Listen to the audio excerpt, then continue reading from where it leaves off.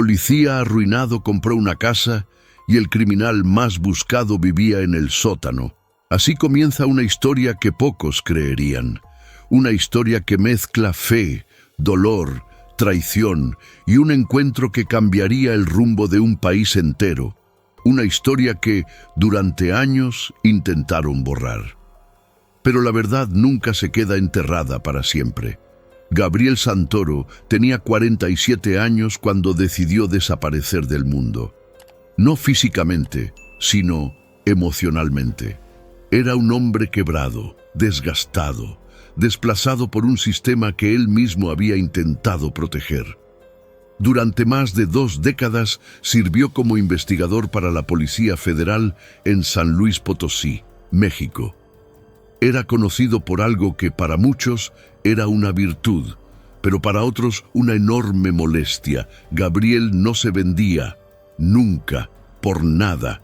Mientras compañeros aceptaban sobres cerrados y favores silenciosos, él prefería permanecer firme en su fe y en sus principios. Y los corruptos no perdonan a los que no se arrodillan. Todo comenzó a desmoronarse cuando Gabriel descubrió inconsistencias en un caso político de alto perfil. Documentos falsificados, testigos comprados, movimientos bancarios ocultos. Cuando presentó las pruebas, recibió órdenes directas de dejar el asunto. Se negó, insistió, presionó y por eso fue expulsado. Lo acusaron injustamente de abuso de autoridad. Le quitaron su placa, su prestigio, su trabajo. Pero el golpe más doloroso aún estaba por venir. Su esposa, Mariana, la mujer a la que amó durante más de 20 años, lo traicionó con su propio hermano, Esteban. Para Gabriel, eso fue la estocada final, la última prueba de que ya no pertenecía a ninguna parte. Con la poca indemnización que recibió tras ser retirado de la corporación, compró una casa antigua y deteriorada en un poblado tranquilo, casi olvidado, a las afueras del estado. Era una casa vieja, con ventanas rotas, paredes manchadas, olor a humedad y un silencio que parecía demasiado profundo. Pero Gabriel no buscaba comodidad, buscaba desaparecer, buscaba reencontrarse, tal vez buscaba a Dios en medio de las ruinas. Los primeros días fueron apenas de limpieza, quitó polvo acumulado por décadas, reparó puertas que no cerraban, desinstaló cortinas viejas que parecían tener vida propia. La casa era un desastre, pero por primera vez en meses sentía un tipo de paz humilde, silenciosa, hasta que las cosas comenzaron a cambiar. La primera noche escuchó pasos en la planta baja, pasos lentos, precavidos. Bajó con una linterna en la mano. Nada. La segunda noche, la vieja televisión, que ni siquiera estaba conectada a ningún canal, se encendió sola a las 3:04 de la madrugada. Pantalla azul. Un zumbido suave. Un ruido estático que parecía intentar formar palabras. La tercera noche encontró un papel en la puerta de la cocina, escrito a mano, con letra firme. Ni el pasado te olvida, ni el sótano te perdona. Pensó que era una broma. Tal vez alguien del pueblo lo reconoció y quería molestarlo. Pegó el papel en la mesa e intentó ignorarlo, pero 2 días después encontró otro mensaje, esta vez dentro del refrigerador. Escucha los pasos, no son tuyos. Su corazón se apretó. Sintió aquella mezcla entre razón e instinto que un policía conoce bien. Algo estaba mal. Decidió revisar la casa a fondo, cada habitación, cada pared hueca, cada rincón que pudiera esconder algo. Y fue en el armario del cuarto más pequeño donde encontró una abertura entre 2 tablas viejas. Dentro había una caja metálica cubierta de polvo. Cuando la abrió, su alma se congeló. Había documentos, fotografías, transcripciones, mapas, y en la portada del archivo, un nombre, Elías Mena, el mismo caso que él había intentado investigar 9 años atrás. El caso que hicieron desaparecer, el caso que arruinó su carrera. Elías Mena, un hombre acusado de crímenes graves asociados a redes de corrupción política y empresarial. Nunca fue encontrado, nunca fue detenido, y ahora sus documentos estaban dentro de la casa que Gabriel acababa de comprar. Desde ese día, los ruidos en la casa se intensificaron.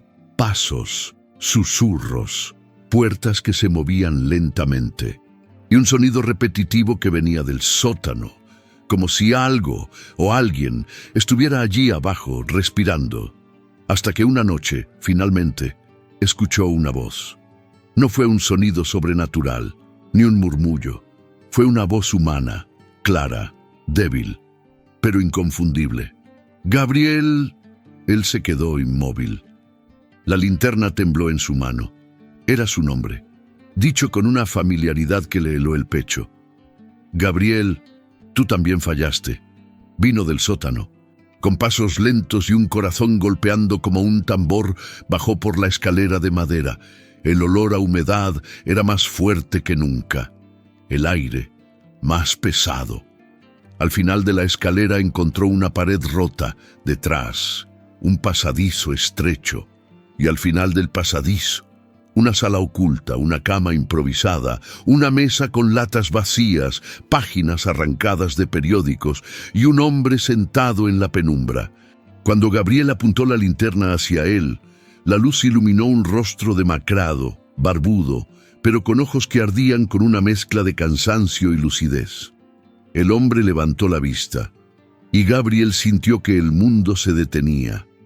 Era él, Elías Mena, el hombre más buscado del país, viviendo en su sótano. «Sabía que vendrías», dijo Elías. «Esta casa no la compraste por casualidad». Gabriel no sabía si aquello era real o si su mente, cansada por el aislamiento, le estaba jugando una broma cruel. Pero el hombre frente a él no era una sombra ni una ilusión. Era Elías Mena, más viejo, más delgado, más humano, pero sin duda era él. Bajó lentamente la linterna, no por confianza, sino por incredulidad. Elías no se movió. Estaba sentado, con la espalda recostada contra la pared del sótano, como si cada palabra que dijera le costara energía. «No tienes por qué temer», dijo con voz áspera. «Si quisiera hacerte daño, ya lo habría hecho». Gabriel apretó la mandíbula. «¿Cómo llegaste aquí?», preguntó con desconfianza. Elías levantó los ojos. «He estado aquí desde antes de que tú llegaras. Esta casa me ocultó del mundo, y el mundo me olvidó.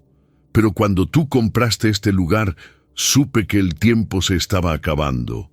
Gabriel no entendía. Era demasiado rápido, demasiado improbable. Elías lo miró como si ya conociera su incredulidad. «No fue casualidad que tú llegaras a esta casa. Fuiste traído, guiado». «¿Por quién?», preguntó Gabriel aún con tono áspero. «Por el mismo en quien tú confías, Dios». Esa palabra golpeó algo dentro de él. Elías continuó. «Te vi caer, Gabriel. Vi cómo destruyeron tu carrera, cómo deshicieron tu vida. Vi cómo te negaste a traicionar tu fe y cómo te pagaron con traición. Por eso supe que eras el único que podía hacer lo que yo no logré». Gabriel respiró profundo. El silencio entre ellos era denso. La humedad, las sombras, el pasado, todo pesaba. Elías señaló una caja a su lado. «Ahí están las pruebas, las verdaderas, las que nadie más tiene, y son tuyas». Gabriel se agachó lentamente, abrió la caja y revisó su contenido. Fotografías, documentos, recibos, grabaciones en cintas.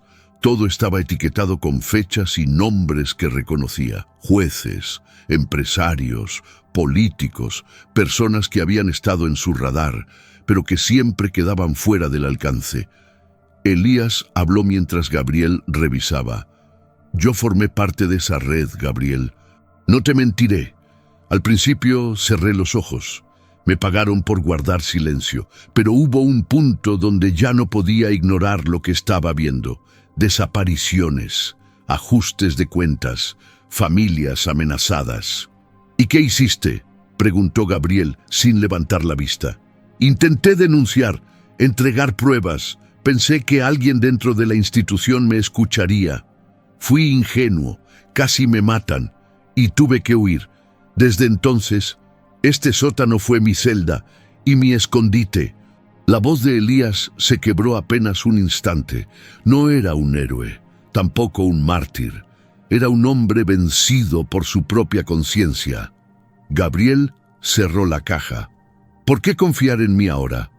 Porque tú no te vendiste, porque a pesar de todo, sigues creyendo, y porque tú también fuiste enterrado vivo por el sistema. Elías se llevó una mano al pecho y tosió. Su cuerpo temblaba levemente. No me queda mucho tiempo, Gabriel. No quiero morir con esta verdad atrapada conmigo. Quiero entregarla, y que tú decidas qué hacer con ella. Gabriel se quedó en silencio. Por dentro algo despertaba. No era rabia, no era venganza, era propósito. Esa misma noche, Gabriel no pudo dormir. Se quedó sentado en la mesa del comedor, con los papeles abiertos, con las grabaciones reproduciéndose una y otra vez en su cabeza. La voz de Elías confesando, detallando, nombrando a personas que aún estaban en el poder, lo hizo entender que esa caja no solo contenía información, era una bomba. Una que, si explotaba, podía arrasar con todo, incluso con él. Durante la madrugada abrió su vieja Biblia, una que llevaba años cerrada. Subrayó en silencio: no se cansa el que espera en el Señor. Y por primera vez, después de tanto tiempo, lloró. No de tristeza, sino de certeza. Tal vez, solo tal vez, todo lo que vivió no fue en vano. Al amanecer, Gabriel supo a quién tenía que llamar. Lucía Ramírez, periodista, investigadora independiente, mujer de fe, comprometida con la verdad. Se habían cruzado años atrás en una conferencia sobre ética pública. Ella lo escuchó con atención cuando nadie más lo hacía. Y, lo más importante, no tenía miedo. Gabriel le envió un mensaje corto. Lucía, tengo algo que puede cambiarlo todo y solo confío en ti. Ella respondió en minutos. Dime cuándo y dónde. Al día siguiente, Lucía estaba frente a la puerta de la vieja casa. Al verla, Gabriel sintió algo moverse dentro. No era romanticismo, era alivio. No estaba solo. Lucía entró, observó la casa con ojos curiosos, sin juzgar su estado. Gabriel le mostró la caja, le explicó lo esencial. Ella no hizo preguntas al principio, solo escuchó, revisó documentos, reconoció nombres, le cambió el rostro al ver ciertas grabaciones. Finalmente, lo miró a los ojos. ¿Estás consciente de lo que tienes aquí? Sí, respondió él. Entonces también sabes que si esto sale a la luz, van a venir por ti. Gabriel asintió. Por eso te llamé, porque ya no me importa lo que me pase a mí. Me importa que la verdad salga. Lucía respiró hondo y asintió. Entonces trabajemos en silencio, pero con precisión. Durante los días siguientes, montaron un pequeño centro de operaciones dentro de la casa. Consiguieron 2 laptops antiguas, escáneres prestados y respaldo en la nube. Lucía activó una red de colegas que, aunque dispersos, aún creían en el periodismo real. Las pruebas fueron digitalizadas, encriptadas y compartidas con al menos 5 contactos confiables. Si algo les ocurría, la verdad seguiría su curso. Mientras tanto, Elías seguía en el sótano. Cada noche, grababa con Lucía una nueva confesión. Detallaba cómo funcionaba la red, cómo compraban jueces, cómo manipulaban elecciones, cómo silenciaban periodistas. Lo contaba todo. No pedía perdón, solo verdad. Gabriel lo observaba en silencio. En esos días, comenzó a sentir que el propósito volvía a ocupar espacio en su alma. Cada noche oraba, no para que todo saliera bien, sino para tener fuerzas de continuar. Una madrugada, mientras Lucía dormía en el sillón, Él escribió en su libreta: «Mi caída fue necesaria para encontrar mi llamado». Y entendió que esa casa que parecía el final era en realidad el comienzo. Fue el día 14 cuando todo cambió. A las 6 de la mañana, Lucía recibió una llamada cifrada de uno de sus contactos. El material estaba siendo revisado por un medio internacional. El caso se estaba moviendo, rápido, más rápido de lo previsto. A las 8, Gabriel encendió la radio. En una estación independiente una voz decía: «Fuentes anónimas han entregado documentos que vinculan a altos funcionarios del gobierno con una red de corrupción activa desde hace más de 10 años». Gabriel cerró los ojos. Era real. Había comenzado. Lucía se quedó mirando el suelo en silencio. «Ahora vendrán», dijo ella. «Que vengan», respondió él. En menos de 24 horas, los nombres salieron a la luz. Ministros, gobernadores, exjueces, empresarios de renombre, todos expuestos, todos conectados con pruebas irrefutables, y entre las grabaciones, la voz de Elías. Esa confesión, fría, directa, sin adornos, se volvió viral. La opinión pública se incendió. La presión fue tan grande que la Fiscalía General no pudo ignorarlo. Se abrió una investigación federal. Comenzaron las primeras detenciones. La casa de Gabriel ya no era solo un escondite. Se había convertido en el epicentro de la mayor operación anticorrupción del país. 2 días después, un automóvil negro se estacionó frente a la casa. Gabriel se puso de pie, preparado para lo peor. Pero no eran enemigos.